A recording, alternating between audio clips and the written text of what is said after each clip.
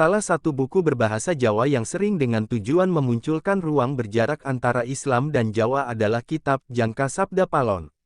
Umumnya, upaya-upaya yang mengarahkan untuk memicu gap ini lebih banyak disebabkan penafsiran yang kurang memperhatikan pemahaman komprehensif terhadap keseluruhan teks. Kitab Jangka tersusun dari rangkaian tembang macapat ini sering disebut secara lengkap sebagai Serat Jangka Jayabaya Sabdo Palon, selanjutnya diingkat sebagai Jangka Sabda Palon.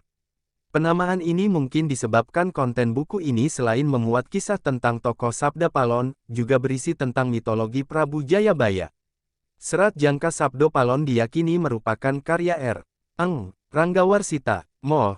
Hari Suwarno, seorang wartawan dan budayawan Jawa, dalam bukunya, Ramalan Jayabaya versi Sabda Palon, menjelaskan bahwa dalam jangka tersebut terdapat sandi asma yang menunjukkan bahwa Jangka Sabda Palon merupakan karya R. Eng. Ranggawarsita. Anggapan yang berkembang saat ini, umumnya, menyatakan bahwa Jangka Sabda Palon merupakan sebuah kitab jangka yang berbicara tentang kehancuran Islam di tanah Jawa dan digantikan oleh ajaran pengganti Islam setelah 500 tahun keruntuhan Majapahit.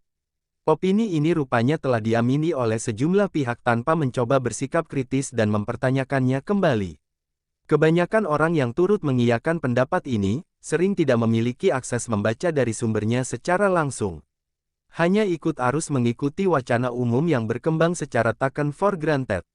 Hal yang paling dirasakan, akibat kurang totalitasnya pemahaman terhadap substansi Jangka Sabda Palon adalah muncul sejumlah klaim atas penafsirannya.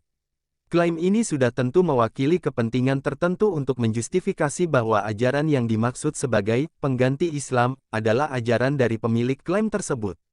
Terkait klaim-klaim yang muncul dari penafsiran Jangka Sabda Palon akan dibahas selanjutnya. Kesalahpahaman yang telah terjadi ini, tidak jarang masih coba dipertahankan eksistensinya. Beberapa penulis belakangan ini berusaha memancing kembali perdebatan tentang Jangka Sabda Palon. Ruang yang selama ini telah tersekat, sepertinya hendak ditambah sekatnya kembali sehingga kenyamanan dialog yang harusnya terus dibina justru semakin jauh panggang dari api. Bambang Norsena, misalnya, tokoh Kristen Ortodoks Syria ini dalam bukunya menyongsong Sang Ratu Adil Perjumpaan Iman Kristen dan Kejawen, merupakan salah satu penulis yang mencoba mengangkat kembali tema marginalisasi Islam dengan menggunakan Jangka Sabda Palon. Norsena menggambarkan bahwa Serat Jangka Jayabaya Sabda Palon ini merupakan salah satu gambaran bahwa penolakan manusia Jawa yang direpresentasikan oleh tokoh Sabda Palon terhadap ajaran Islam karena agama ini dianggap memiliki corak keagamaan yang politis dan doktriner. Selanjutnya, Norsena membuat pernyataan bahwa Islam di Jawa pun pada akhirnya mengalami asimilasi dengan keyakinan agama terdahulu. Tentu saja, statemen Bambang Norsena ini juga lahir dari membebek pendapat yang berkembang belaka, bukan didasarkan pada pengkajian secara langsung terhadap materi yang dibahasnya. Lebih jauh, sangat dimungkinkan Bambang Norsena tidak membaca secara tuntas buku yang digunakan sebagai referensinya, termasuk Serat Jangka Sabda Palon.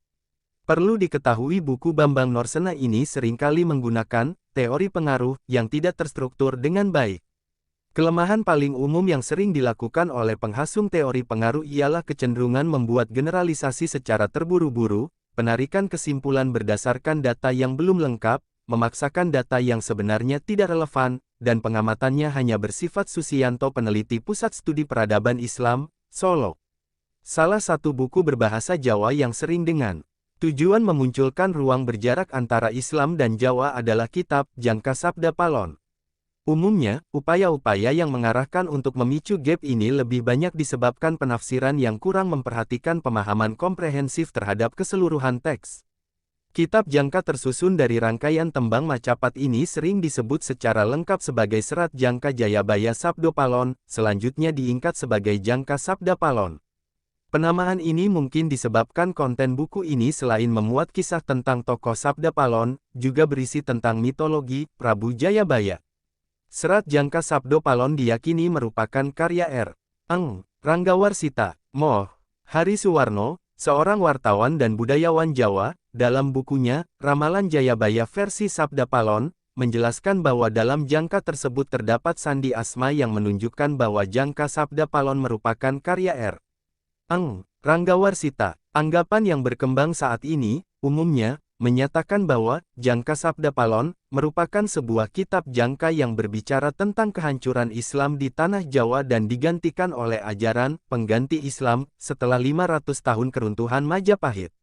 Opini ini rupanya telah diamini oleh sejumlah pihak tanpa mencoba bersikap kritis dan mempertanyakannya kembali. Kebanyakan orang yang turut mengiyakan pendapat ini, sering tidak memiliki akses membaca dari sumbernya secara langsung. Hanya ikut arus mengikuti wacana umum yang berkembang secara taken for granted. Hal yang paling dirasakan, akibat kurang totalitasnya pemahaman terhadap substansi Jangka Sabda Palon adalah muncul sejumlah klaim atas penafsirannya.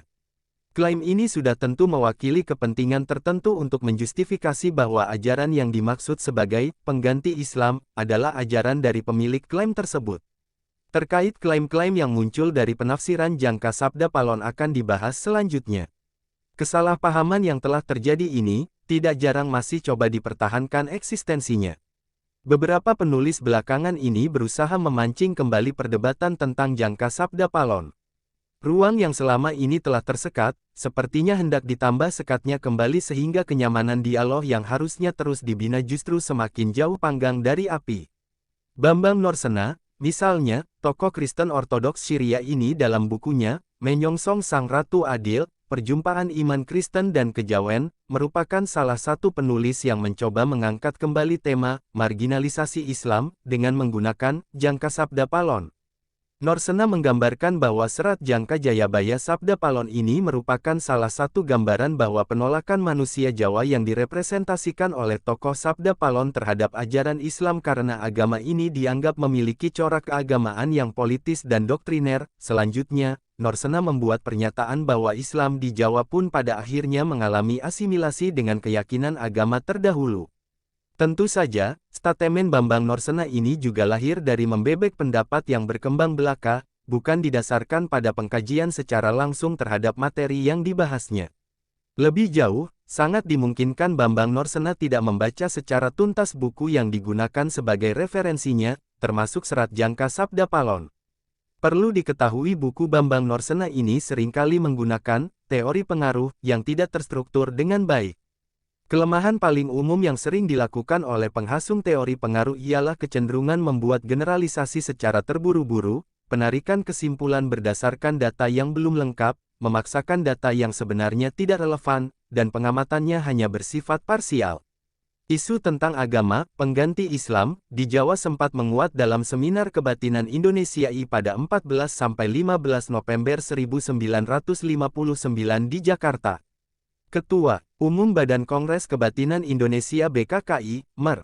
Wongsonegoro, dalam pendahuluan seminar melontarkan isu tentang visi nubuatan Sumpah Sabda Palon terhadap Prabu Brawijaya. Di antara isi sumpah itu, bahwa 500 tahun kemudian akan berkembang biak gerakan kebatinan di Tanah Jawa. 3. Dapat dikatakan bahwa kaum kebatinan yang ikut terlibat dalam kongres tersebut telah memanfaatkan serat Jangka Sabda Palon dengan membuat klaim bahwa ajaran pengganti Islam yang dimaksud dalam Jangka Sabda Palon adalah kebatinan. Hal ini merupakan klaim pertama terkait penafsiran Jangka Sabda Palon. Sedangkan klaim kedua terdapat dalam serat Dharma Gandul yang baru ditulis pada tanggal 16 Desember tahun 1900 Masehi menyatakan bahwa berakhirnya agama Islam di Tanah Jawa akan digantikan oleh ajaran Kristen. Salah satu bagian dari isi serat Dharma Gandul juga menceritakan tentang adanya Jangka Sabda Palon. Dalam serat Dharma Gandul ini digambarkan bahwa Prabu Brawijaya yang telah diislamkan oleh Sunan Kalijaga, kemudian meminta kepada Sabda Palon, abdinya, agar mengikuti agama barunya. Sabda Palon menolak ajakan Prabu Brawijaya, tuannya. Bahkan diceritakan Sabda Palon lantas mengeluarkan kutukan bahwa akan banyak orang Jawa yang meninggalkan Islam dan berganti dengan agama Kauruh. Wong Jawa ganti agama, akeh tinggal agama Islam benjing, aganti agama Kauruh. Orang Jawa ganti agama, akeh tinggal agama Islam besok, berganti agama Kauruh. Adapun yang dimaksud dengan agama Kauruh dalam serat Dharma Gandul tersebut, tidak lain adalah Kristen. Pendapat ini sejalan dengan hasil tulisan dua orang akademisi dan orientalis Belanda yaitu G. W. J. Drewes dan Philip van Akkeren. Hal ini dapat dilihat dari isi serat Dharma Gandul, salah satunya adalah sebagai berikut. Lamun seneng bukti, woh wit kajeng Kauruh, anyebuta asmane jeng Nabi, Isa kang kinaot, mituruta Gusti agamane. Jika suka dengan bukti, buah pohon kayu pengetahuan, maka sebutlah nama beliau Nabi Isa yang termuat, turutilah agamanya. Perlu diketahui bahwa cerita Sabda Palon dalam serat Dharma Gandul tersebut telah mengambil ide cerita sepenuhnya dari serat Babat Kadiri yang ditulis pada 1832 m. Namun demikian terkait dengan kutukan, bernuansa ramalan dari Sabda Palon bahwa agama Kauru akan menggantikan ajaran Islam merupakan inisiatif penulis Dharma Gandul sendiri. Jadi hal ini murni pemikiran pengarang serat Dharma Gandul. Harus dipahami bahwa keseluruhan isi serat Dharma Gandul memang lebih tepat dikatakan sebagai hasil dari plagiasi dari serat Babat Kadiri, kecuali pada tema-tema tentang Kristen dan pelecehan terhadap Islam. Serat Dharma Gandul ini merupakan karya seorang Kristen yang sedang menjalankan proyek orientalisme pada masa penjajahan Belanda. 8. Dengan demikian telah kita dapatkan dua klaim penafsiran atas substansi dari jangka Sabda Palon. Di satu pihak, kalangan kebatinan menganggap bahwa jangka Sabda Palon merupakan visi ke depan tentang eksistensi ajaran kebatinan. Di lain pihak jangka tersebut ditafsirkan sebagai nubuatan, kedatangan Kristen di Jawa. Kedua penafsiran ini jelas tidak lepas dari motif dan kepentingan masing-masing. Selain kedua penafsiran di atas, jika jangka Sabda Palon dimaknai secara tekstual maka akan ditemukan adanya cita-cita menghidupkan agama Buddha kembali. Hal ini dapat dilihat dalam jangka yang bercerita tentang dialog antara Sabda Palon dan Prabu Brawijaya sebagai berikut. Kelawan paduka sang nata, wangsul maring sunyaruri, mungkula matur petungna, ing benjang sakpungkur mami, yen wus prapta kang wanci, jangkep gangsal atus tahun, wit ing dinten punika, kula gantos kang agami, gama Buddha kula sebar tanah Jawa. Adapun paduka sang raja, kembali ke alam baka, hanya saja saya meminta Anda memperhitungkan bahwa sepeninggal saya, jika sudah tiba waktunya, genap 500 tahun, mulai hari itu, akan saya ganti agama Islam, agama Buddha akan saya sebar di tanah Jawa. Penafsiran bahwa jangka Sabda Palon merupakan justifikasi bagi munculnya kembali ajaran Buddha maupun kelahiran kebatinan, umumnya lebih banyak dianut oleh sejumlah kalangan di Jawa. Namun dimaksud oleh pengarang tentu adalah sesuatu yang sama sekali berbeda. Maksudnya, dalam hal ini tidak secara harfiah sebagaimana istilah yang digunakan, agama Buddha. Sebab tujuan akhir sang pengarang serat jangka Sabda Palon ternyata adalah sebuah proses untuk menerima Islam. Susiyanto, peneliti Pusat Studi Peradaban Islam, Solo. Salah satu buku berbahasa Jawa yang sering dengan tujuan memunculkan ruang berjarak antara Islam dan Jawa adalah kitab Jangka Sabda Palon. Umumnya, upaya-upaya yang mengarahkan untuk memicu gap ini lebih banyak disebabkan penafsiran yang kurang memperhatikan pemahaman komprehensif terhadap keseluruhan teks. Kitab Jangka tersusun dari rangkaian tembang macapat ini sering disebut secara lengkap sebagai Serat Jangka Jayabaya Sabdo Palon, selanjutnya diingkat sebagai Jangka Sabda Palon. Penamaan ini mungkin disebabkan konten buku ini selain memuat kisah tentang tokoh Sabda Palon, juga berisi tentang mitologi Prabu Jayabaya. Serat Jangka Sabdo Palon diyakini merupakan karya R.Eng. Ranggawarsita, Moh. Hari Suwarno, seorang wartawan dan budayawan Jawa, dalam bukunya, Ramalan Jayabaya versi Sabda Palon, menjelaskan bahwa dalam jangka tersebut terdapat sandi asma yang menunjukkan bahwa jangka Sabda Palon merupakan karya R.Eng. Ranggawarsita. Anggapan yang berkembang saat ini, umumnya, menyatakan bahwa Jangka Sabda Palon merupakan sebuah kitab jangka yang berbicara tentang kehancuran Islam di tanah Jawa dan digantikan oleh ajaran pengganti Islam setelah 500 tahun keruntuhan Majapahit. Opini ini rupanya telah diamini oleh sejumlah pihak tanpa mencoba bersikap kritis dan mempertanyakannya kembali. Kebanyakan orang yang turut mengiyakan pendapat ini, sering tidak memiliki akses membaca dari sumbernya secara langsung. Hanya ikut arus mengikuti wacana umum yang berkembang secara taken for granted. Hal yang paling dirasakan, akibat kurang totalitasnya pemahaman terhadap substansi Jangka Sabda Palon adalah muncul sejumlah klaim atas penafsirannya. Klaim ini sudah tentu mewakili kepentingan tertentu untuk menjustifikasi bahwa ajaran yang dimaksud sebagai pengganti Islam adalah ajaran dari pemilik klaim tersebut. Terkait klaim-klaim yang muncul dari penafsiran Jangka Sabda Palon akan dibahas selanjutnya. Kesalahpahaman yang telah terjadi ini, tidak jarang masih coba dipertahankan eksistensinya. Beberapa penulis belakangan ini berusaha memancing kembali perdebatan tentang jangka sabda Palon. Ruang yang selama ini telah tersekat, sepertinya hendak ditambah sekatnya kembali sehingga kenyamanan dialog yang harusnya terus dibina justru semakin jauh panggang dari api.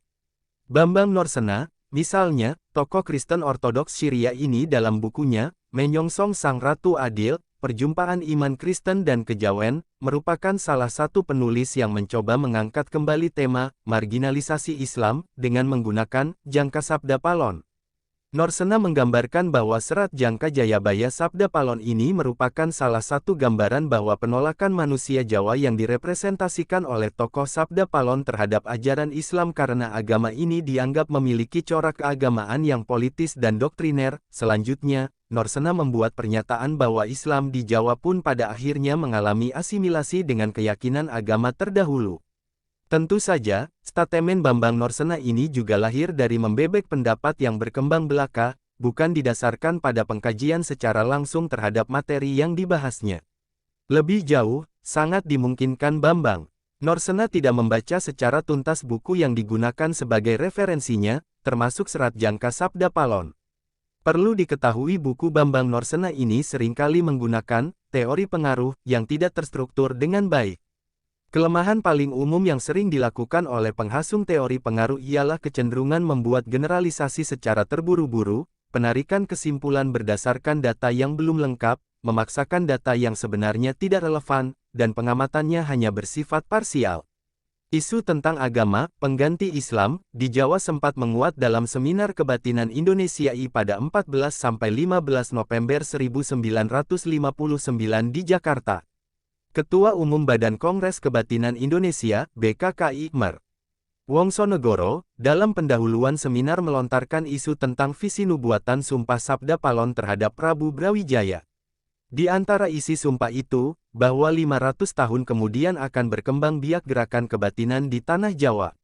3. Dapat dikatakan bahwa kaum kebatinan yang ikut terlibat dalam kongres tersebut telah memanfaatkan serat Jangka Sabda Palon dengan membuat klaim bahwa ajaran pengganti Islam yang dimaksud dalam Jangka Sabda Palon adalah kebatinan. Hal ini merupakan klaim pertama terkait penafsiran Jangka Sabda Palon. Sedangkan klaim kedua terdapat dalam serat Dharma Gandul yang baru ditulis pada tanggal 16 Desember tahun 1900 Masehi menyatakan bahwa berakhirnya agama Islam di Tanah Jawa akan digantikan oleh ajaran Kristen. Salah satu bagian dari isi serat Dharma Gandul juga menceritakan tentang adanya Jangka Sabda Palon. Dalam serat Dharma Gandul ini digambarkan bahwa Prabu Brawijaya yang telah diislamkan oleh Sunan Kalijaga, kemudian meminta kepada Sabda Palon, abdinya, agar mengikuti agama barunya. Sabda Palon menolak ajakan Prabu Brawijaya, tuannya. Bahkan diceritakan Sabda Palon lantas mengeluarkan kutukan bahwa akan banyak orang Jawa yang meninggalkan Islam dan berganti dengan agama Kauruh. Wong Jawa ganti agama, ake tinggal agama Islam benjing, aganti agama Kauruh. Orang Jawa ganti agama, ake tinggal agama Islam besok, berganti agama Kauruh. Adapun yang dimaksud dengan agama Kauruh dalam serat Dharma Gandul tersebut, tidak lain adalah Kristen. Pendapat ini sejalan dengan hasil tulisan dua orang akademisi dan orientalis Belanda yaitu G.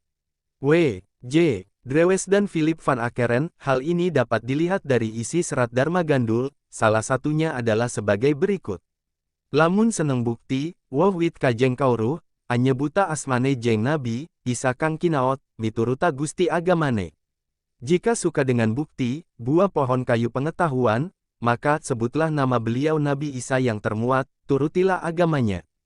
Perlu diketahui bahwa cerita Sabda Palon dalam serat Dharma Gandul tersebut telah mengambil ide cerita sepenuhnya dari serat Babat Kadiri yang ditulis pada 1832 m.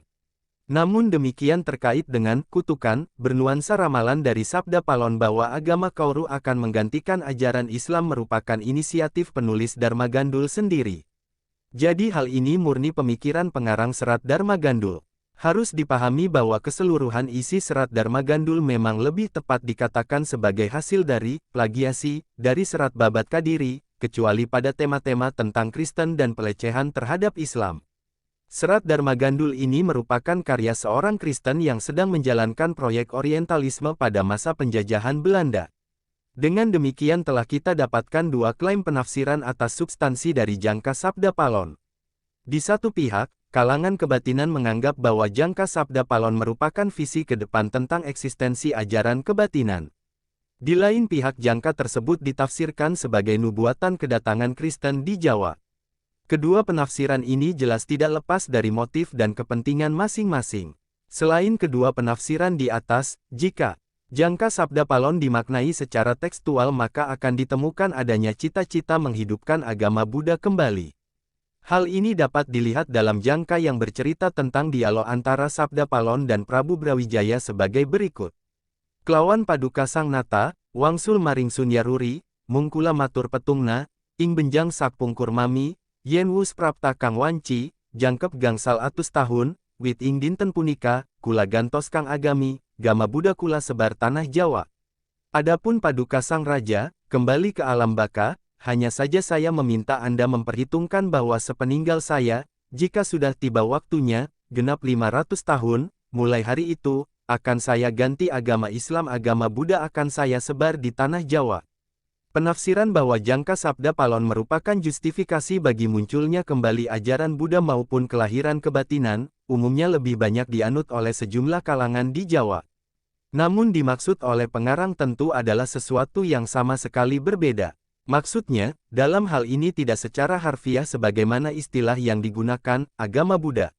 Sebab tujuan akhir sang pengarang serat jangka sabda Palon ternyata adalah sebuah proses untuk menerima Islam. Jika kita telusur lebih jauh, cerita nubuatan semacam Sumpah Sabda Palon tidak lebih sekedar sebagai karya sastra saja. Karya ini menggunakan cerita rakyat yang telah banyak beredar di masyarakat. Dalam tradisi oral yang berkembang di sekitar Trowulan, sebuah wilayah yang diyakini sebagai salah satu situs Majapahit, tokoh Sabda Palon dan Naya Genggong merupakan tokoh yang diyakini hidup pada masa Majapahit dan memiliki pekerjaan sebagai abdi dalam keraton. Cerita-cerita Babat kemudian memanfaatkan tradisi lesan yang berkembang ini, dengan meminjam nama Sabda Palon dan Naya Genggong, kemudian memberi peran baru kepada kedua tokoh ini, dan pada giliran selanjutnya diangkat dari derajatnya yang tidak lebih dari abdi dalam biasa menjadi danyang tanah Jawa. Dengan demikian tradisi oral tentang cerita Sabda Palon dan Noyo Genggong telah memiliki nilai baru dan menjadi mitologi. Proses demikian adalah hal biasa terjadi mengingat adanya sejumlah kepentingan yang bermain. Kenyataannya dalam tradisi lesan yang berkembang di Trowulan, tokoh Sabda Palon dan Noyo Genggong bukan merupakan sosok yang anti-Islam. Sabda Palon dan Noyo Genggong yang hidup dalam tradisi oral masyarakat adalah dua orang abdi Majapahit yang telah memeluk agama Islam. Hal ini sudah tentu berbeda dengan sejumlah kisah Babat yang menempatkan keduanya sebagai sosok mitologis. Berdasarkan keterangan resmi Pusat Informasi Majapahit, Museum Trowulan, kedua tokoh tersebut merupakan dua di antara 7 dari nama orang yang dimakamkan di situs makam Troloyo yang terletak di Desa Sentonorejo, Kecamatan Trowulan. Perlu diketahui bahwa ketujuh makam di situs Troloyo tersebut merupakan makam abdi dalam Majapahit yang telah memeluk agama Islam. Dengan keterangan tersebut, tokoh Sabda Palon dan Noyo Genggong yang hidup dalam cerita rakyat justru merupakan penganut ajaran Islam. Sehingga setelah wafatnya disemayamkan dalam pemakaman Islam pula. Meskipun demikian cerita tentang keberadaan nama Sabda Palon dan Noyo Genggong di situs Troloyo ini hanya didasarkan kepada tradisi lesan yang berkembang pada masyarakat di sekitar situs itu saja. Kebenarannya sudah tentu sukar diverifikasi. Namun tidak diragukan lagi bahwa cerita-cerita Babat yang saat ini beredar, umumnya banyak yang menggali ide ceritanya dari tradisi lesan yang berkembang di suatu masyarakat tertentu. Kemudian tradisi lesan yang ada, diberi muatan nilai baru dan dimodifikasi sesuai pesan yang hendak disampaikan sehingga muncullah mitos tersebut. Sebagai sebuah jangka yang dinyatakan memiliki visi ramalan, jangka Sabda Palon bukannya tanpa kritik. Perlu dimengerti bahwa memahami jangka Sabda Palon sebagai sebuah ramalan sebenarnya lebih banyak ditentukan oleh sebuah pola cara pandang. Bagi seseorang yang menyukai klinik, dengan menghubung-hubungkan jangka Jayabaya dengan sebuah kepentingan tertentu maka bisa saja didapatkan kesimpulan bahwa jangka ini telah meramalkan sesuatu. Namun dengan cara demikian jelas banyak kelemahan yang akan ditemui. Sebut saja misalnya Jangka Jayabaya menyebutkan bahwa pada masa berlakunya ramalan, maka akan terjadi sebuah zaman yang paling menyengsarakan penduduk tanah Jawa. Masa yang dimaksud ditandai dengan sengkalan sebagai Lawon Saptangesti Aji. Jika diterjemahkan ke dalam bentuk angka maka sengkalan tersebut akan menunjukkan tahun 1877 tahun Jawa. Hal ini ditunjukkan dalam Jangka Sabda Palon sebagai berikut. Sanget-sanget ting sangsara, kang tuu ing tanah Jawi, sinengkalan tahunira, lawon saptangesti aji, upami nyabrang kali, prapteng tengah-tengahipun, kalin banjir bandang, jerone ngelelepne jalmi, kata manungsa prapteng pralaya. Waktu paling sengsara yang terjadi di tanah Jawa terjadi pada sengkalan tahun lawon saptangesti aji. Umpama menyeberang sungai setelah sampai di tengah-tengah, sungainya banjir besar, kedalamannya menenggelamkan manusia, banyak manusia yang tewas. Pemaknaan atas isi Jangka Sabda Palon tersebut sudah tentu bisa bermacam-macam tergantung cara pandang yang dimiliki penafsirnya. Tradisi Jawa sendiri tidak memiliki metodologi yang jelas dalam berinteraksi dengan bentuk-bentuk teks semacam ini. Salah satu cara pandang yang bisa dikemukakan adalah dengan melihat peristiwa apa saja yang terjadi pada tahun Jawa tersebut. Angka tahun 1877 tahun Jawa jika dikonversi ke dalam penanggalan Masehi maka akan didapatkan angka tahun 1945 atau 1946 jika angka tahun tersebut dihubungkan dengan kesengsaraan yang terjadi di tanah Jawa, maka akan didapatkan hasil yang membingungkan. Sebab diketahui bersama bahwa pada tahun-tahun 1945 sampai tahun 1946 ini bangsa Indonesia termasuk penduduk tanah Jawa sedang berada dalam suasana kegembiraan karena, atas berkat rahmat Allah yang Maha Kuasa dan dengan didorongkan oleh keinginan luhur, maka rakyat Indonesia menyatakan dengan ini kemerdekaannya. Tentu saja hal ini bisa ditafsirkan dengan cara yang lain di mana bentuk-bentuk penafsiran tersebut tidak dapat dibatasi dengan satu cara pandang saja. Dengan demikian klaim-klaim terkait penafsirannya bisa saja tidak sepi dari motif dan kepentingan. Motif dan kepentingan tertentu juga bisa berlaku dalam kasus penafsiran Jangka Sabda Palon sebagai anti-Islam dan menubuatkan lenyapnya Islam di tanah Jawa.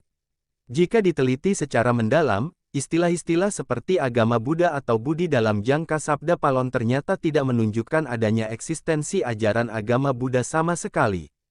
Jadi yang dimaksud dengan agama Buddha atau Budi ternyata memiliki makna istilahi yang lain dari makna aslinya. Hal ini ditunjukkan dalam penghujung akhir serat Jangka Sabda Palon. Salah satu buku berbahasa Jawa yang sering dengan tujuan memunculkan ruang berjarak antara Islam dan Jawa adalah kitab Jangka Sabda Palon. Umumnya, upaya-upaya yang mengarahkan untuk memicu gap ini lebih banyak disebabkan penafsiran yang kurang memperhatikan pemahaman komprehensif terhadap keseluruhan teks. Kitab Jangka tersusun dari rangkaian tembang macapat ini sering disebut secara lengkap sebagai Serat Jangka Jayabaya Sabda Palon, selanjutnya diingkat sebagai Jangka Sabda Palon. Penamaan ini mungkin disebabkan konten buku ini selain memuat kisah tentang tokoh Sabda Palon, juga berisi tentang mitologi Prabu Jayabaya. Serat Jangka Sabda Palon diyakini merupakan karya R. Ranggawarsita, Moh.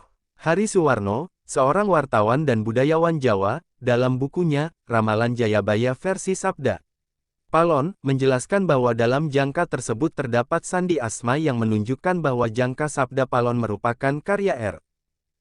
Ranggawarsita. Anggapan yang berkembang saat ini, umumnya, menyatakan bahwa Jangka Sabda Palon merupakan sebuah kitab jangka yang berbicara tentang kehancuran Islam di tanah Jawa dan digantikan oleh ajaran pengganti Islam setelah 500 tahun keruntuhan Majapahit. Opini ini rupanya telah diamini oleh sejumlah pihak tanpa mencoba bersikap kritis dan mempertanyakannya kembali. Kebanyakan orang yang turut mengiyakan pendapat ini sering tidak memiliki akses membaca dari sumbernya secara langsung. Hanya ikut arus mengikuti wacana umum yang berkembang secara taken for granted. Hal yang paling dirasakan, akibat kurang totalitasnya pemahaman terhadap substansi Jangka Sabda Palon adalah muncul sejumlah klaim atas penafsirannya. Klaim ini sudah tentu mewakili kepentingan tertentu untuk menjustifikasi bahwa ajaran yang dimaksud sebagai pengganti Islam adalah ajaran dari pemilik klaim tersebut. Terkait klaim-klaim yang muncul dari kesalahpahaman yang telah terjadi ini, tidak jarang masih coba dipertahankan eksistensinya. Beberapa penulis belakangan ini berusaha memancing kembali perdebatan tentang jangka sabda Palon. Ruang yang selama ini telah tersekat, sepertinya hendak ditambah sekatnya kembali sehingga kenyamanan dialog yang harusnya terus dibina justru semakin jauh panggang dari api. Bambang Norsena, misalnya, tokoh Kristen Ortodoks Syria ini dalam bukunya, Menyongsong Sang Ratu Adil, Perjumpaan Iman Kristen dan Kejawen, merupakan salah satu penulis yang mencoba mengangkat kembali tema marginalisasi Islam dengan menggunakan jangka sabda Palon.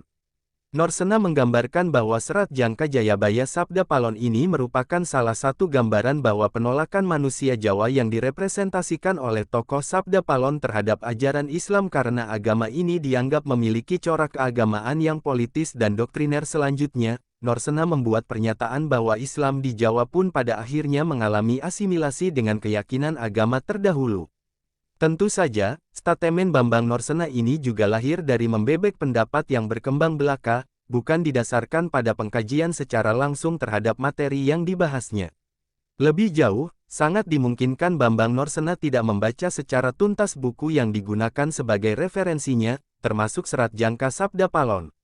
Perlu diketahui buku Bambang Norsena ini seringkali menggunakan teori pengaruh yang tidak terstruktur dengan baik.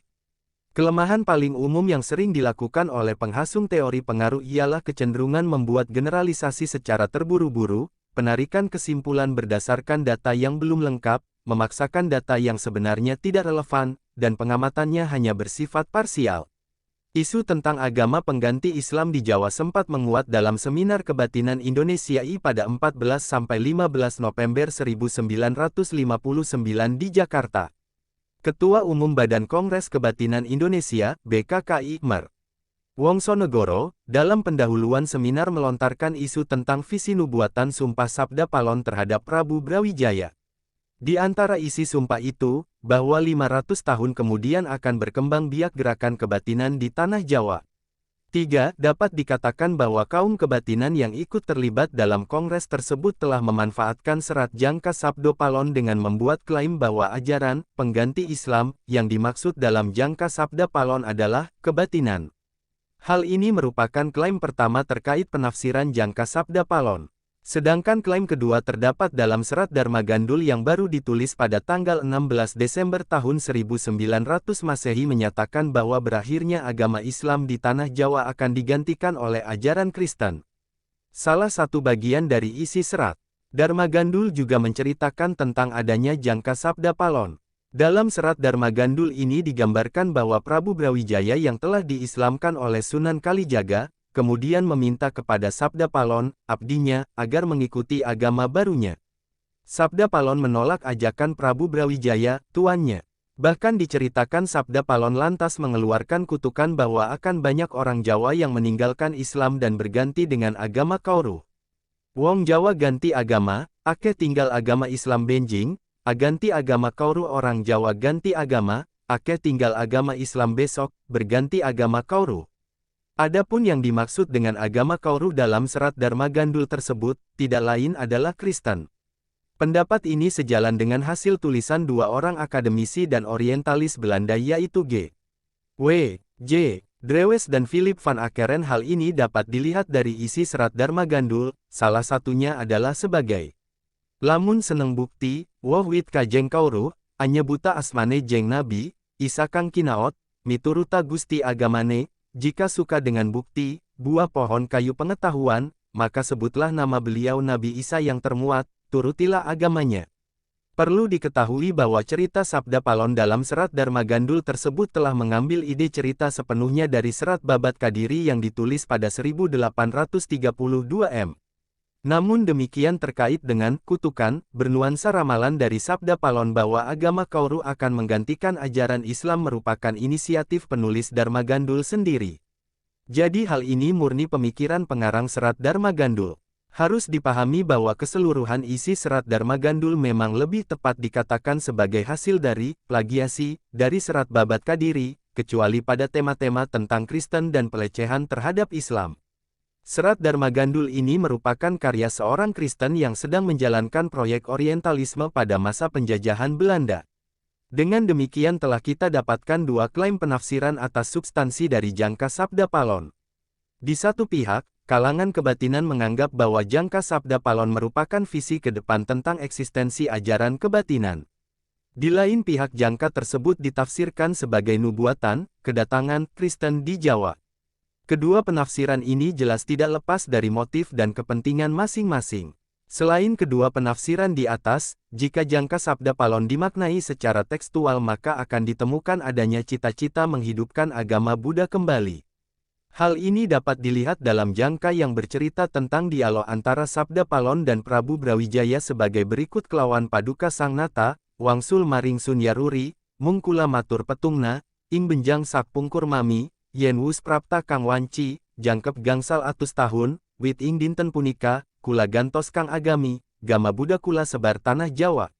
Adapun Paduka Sang Raja, kembali ke alam baka, hanya saja saya meminta Anda memperhitungkan bahwa sepeninggal saya, jika sudah tiba waktunya, genap 500 tahun, mulai hari itu, akan saya ganti agama Islam, agama Buddha akan saya sebar di tanah Jawa. Penafsiran bahwa jangka Sabda Palon merupakan justifikasi bagi munculnya kembali ajaran Buddha maupun kelahiran kebatinan, umumnya lebih banyak dianut oleh sejumlah kalangan di Jawa. Namun dimaksud oleh pengarang tentu adalah sesuatu yang sama sekali berbeda. Maksudnya, dalam hal ini tidak secara harfiah sebagaimana istilah yang digunakan, agama Buddha. Sebab tujuan akhir sang pengarang serat jangka Sabda Palon ternyata adalah sebuah proses untuk menerima Islam.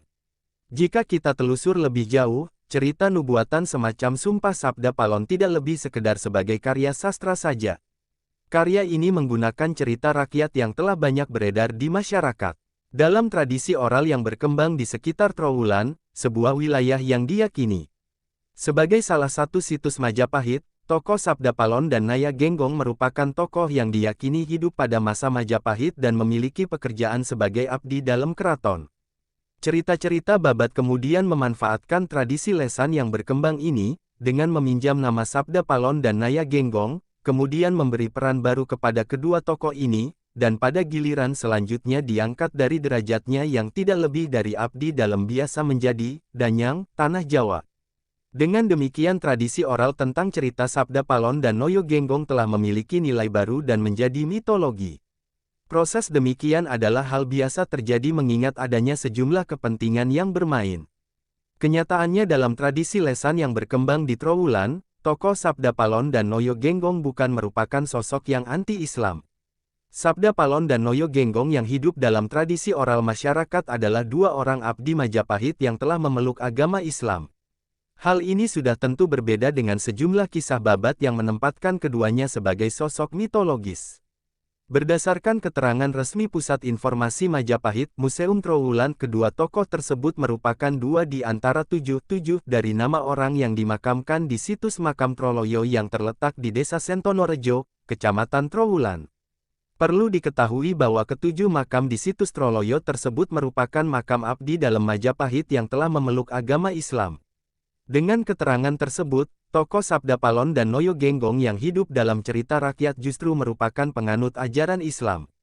Sehingga setelah wafatnya disemayamkan dalam pemakaman Islam pula. Meskipun demikian cerita tentang keberadaan nama Sabda Palon dan Noyo Genggong di situs Troloyo ini hanya didasarkan kepada tradisi lesan yang berkembang pada masyarakat di sekitar situs itu saja.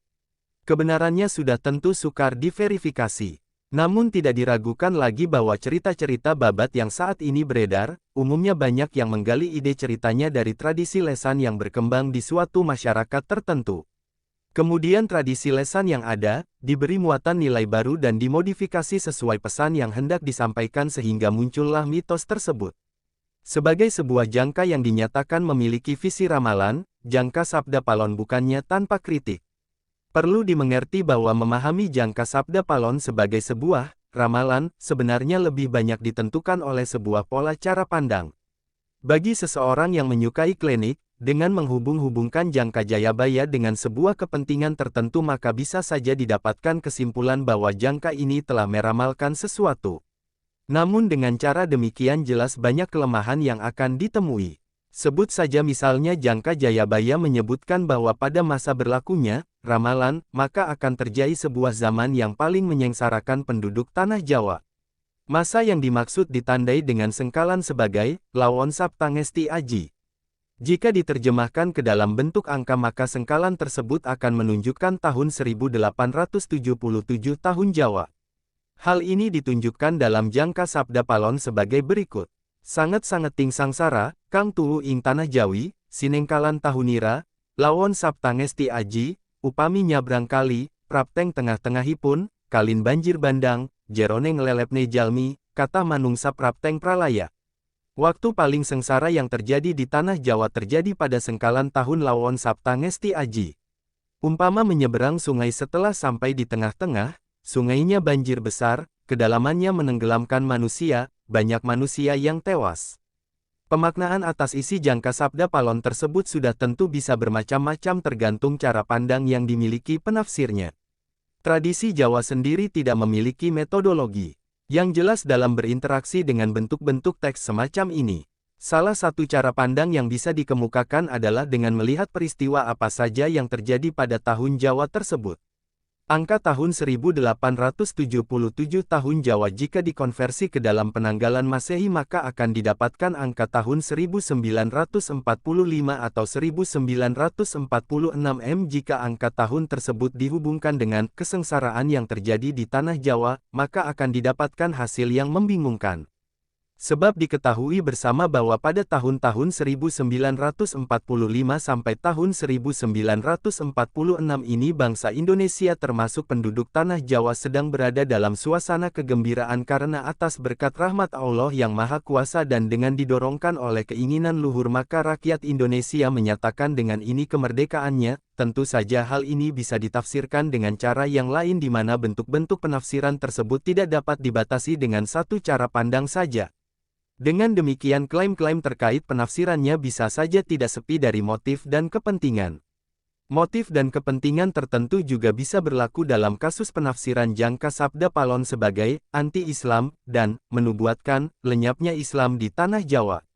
Jika diteliti secara mendalam, istilah-istilah seperti agama Buddha atau Budi dalam jangka Sabda Palon ternyata tidak menunjukkan adanya eksistensi ajaran agama Buddha sama sekali. Jadi yang dimaksud dengan agama Buddha atau Budi ternyata memiliki makna istilahi yang lain dari makna aslinya. Hal ini ditunjukkan dalam penghujung akhir serat jangka Sabdo Palon sebagai berikut. Pepestene nusa tekan janji, yen wus jangkep limang atus warsa, kepetung zaman Islame, musna bali marang ingsun, gami budi madek sawiji.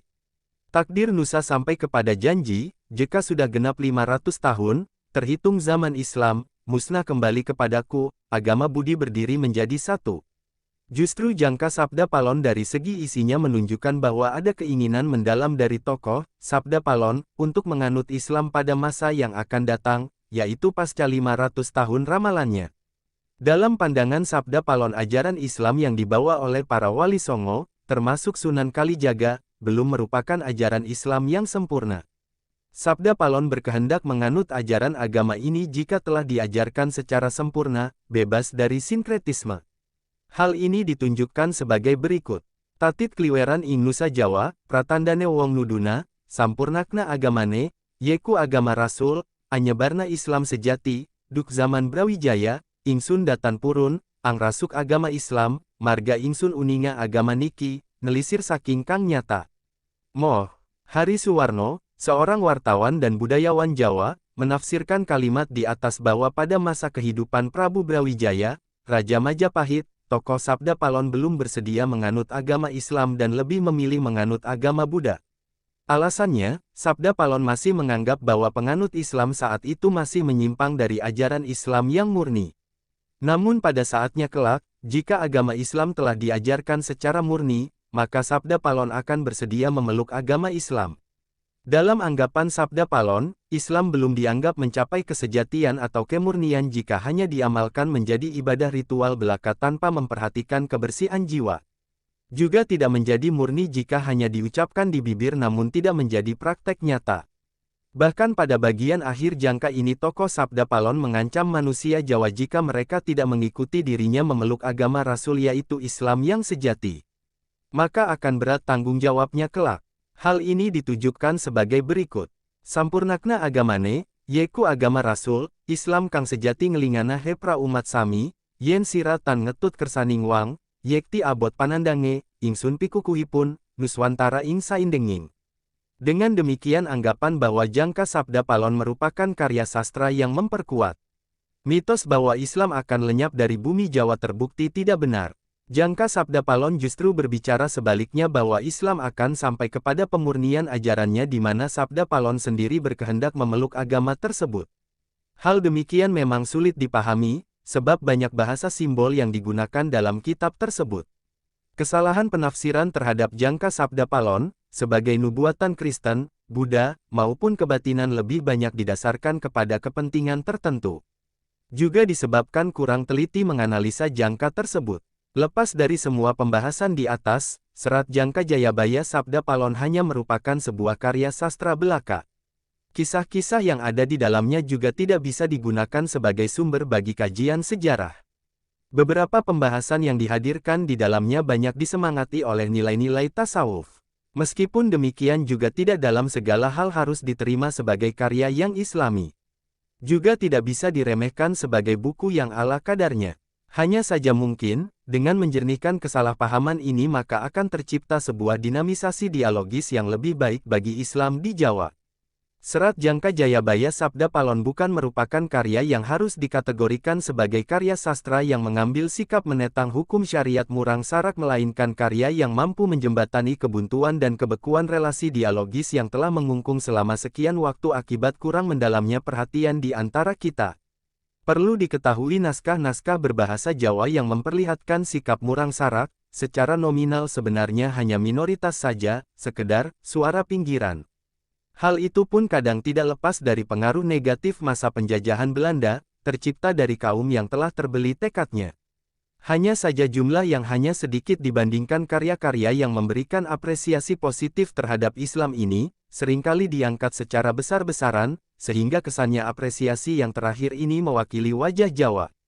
Oleh karena itu kewaspadaan hendaknya menjadi bagian dari kesadaran umat seluruhnya di Jawa.